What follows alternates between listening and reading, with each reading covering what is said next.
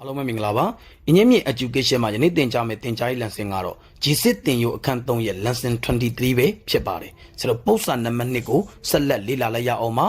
ပုဒ်စာနံပါတ်2မှာ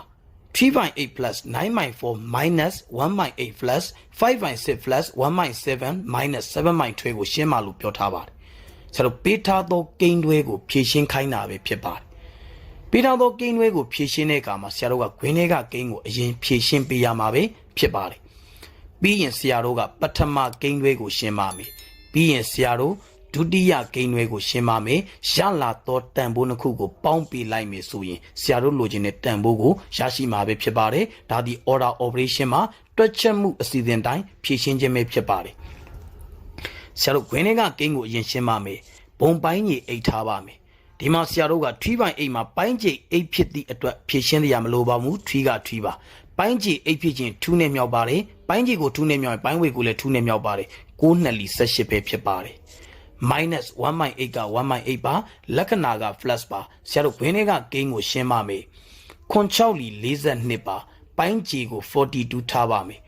ပိုင်းကြီးကို7နဲ့မြောက်ရင်ပိုင်းဝေကိုလည်း7နဲ့မြောက်ပါမယ်35ပဲဖြစ်ပါတယ်လက္ခဏာက plus ပါပိုင်းကြီးကို7နဲ့မြောက်ရင်ပိုင်းဝေကိုလည်း7နဲ့မြောက်ပါမယ်10ပဲဖြစ်ပါတယ်နောက်ကတန်ဖိုးဒီ -7/12 ပဲဖြစ်ပါတယ်ဆက်လက်ဖြည့်ရှင်းပေးပါမယ်3နဲ့18နဲ့ပေါင်းလို့ရရှိလာသောတန်ဖိုးဒီ 21/8 ပဲဖြစ်ပါတယ် -1/8 ပါလက္ခဏာက plus ပါဆရာတို့ဖြည့်ရှင်းလိုက်ပါမယ်ရရှိလာသောတန်ဖိုးဒီ 41/42 ပဲဖြစ်ပါတယ် -7/12 ပါပထမကိန်းတွဲကိုအရင်ဖြည့်ရှင်းပေးပါမယ်ဒီမှာဆိုရင်ပိုင်းချီတူရင်ပေါင်းလို့နှုတ်လို့ရပါပြီ plus 21 minus 1ရှင်းလိုက်လို့ရရှိလာသောတန်ဖိုးဒီ 20/8 ပဲဖြစ်ပါတယ်လက္ခဏာက plus ပါနောက်ကိန်းတွဲကိုပေါင်းခြင်းနှုတ်ခြင်းရင်ဆရာတို့ပိုင်းချီတူမှရပါမယ်ဆရာတို့ဘုံပိုင်းကြီး84ထားပါမယ်42နှစ်လီ84ပဲဖြစ်ပါတယ်ပိုင်းကြီးကို2နဲ့မြောက်ရင်ပိုင်းဝေကိုလည်း2နဲ့မြောက်ပါတယ်ရရှိလာသောတန်ဖိုးဒီ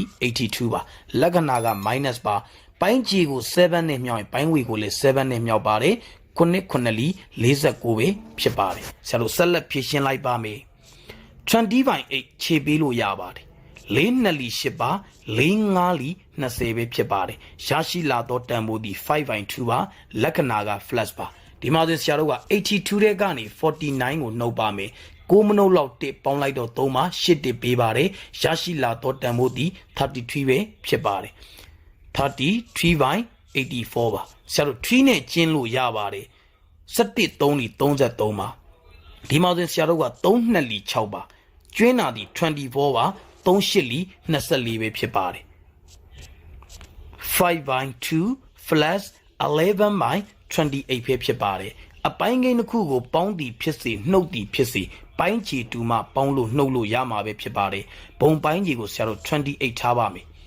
28ဖြစ်ခြင်းပိုင်းကြီးကို40နဲ့မြောက်ပါမယ်ပိုင်းကြီးကို40နဲ့မြောက်ရင်ပိုင်းဝေကိုလည်း40နဲ့မြောက်ပါမယ်14 5လီ80ပဲဖြစ်ပါတယ်လက္ခဏာက plus ပါဒီမှာဆရာတို့ပြောင်းလဲစရာမလိုပါဘူး11က11ပဲဖြစ်ပါတယ်ဆရာတို့ဆက်လက်ဖြည့်ရှင်းလိုက်ပါမယ်17နဲ့11နဲ့ပေါင်းလိုက်တော့ရရှိလာသောတန်ဖိုးဒီ81မှာပိုင်းချီတန်ဖိုးဒီ28ပဲဖြစ်ပါတယ်81/28ဒီ improper fraction အပိုင်းကိန်း2ပါဒါကိုဆရာတို့ miss number ကိန်းရောပြောင်းခြင်း81ကိုတီးပြီးတော့28နဲ့စားပေးမှာပဲဖြစ်ပါတယ်ဆရာတို့2လီပဲဝင်ရပါမယ်28နှစ်လီဒီ56ပဲဖြစ်ပါတယ်6မနှုတ်လောက်4ပါ1နဲ့ပေါင်းတော့5ပဲဖြစ်ပါတယ်8တစ်ပေးပါ8ထဲက6ကိုနှုတ်တော့2ပဲဖြစ်ပါတယ်ဒါဆိုရင်ဆရာတို့ miss number ကိန်းရောပြောင်းလဲပေးလို့ရပါပြီစားလက်ဒီအပြေကိန်းပါ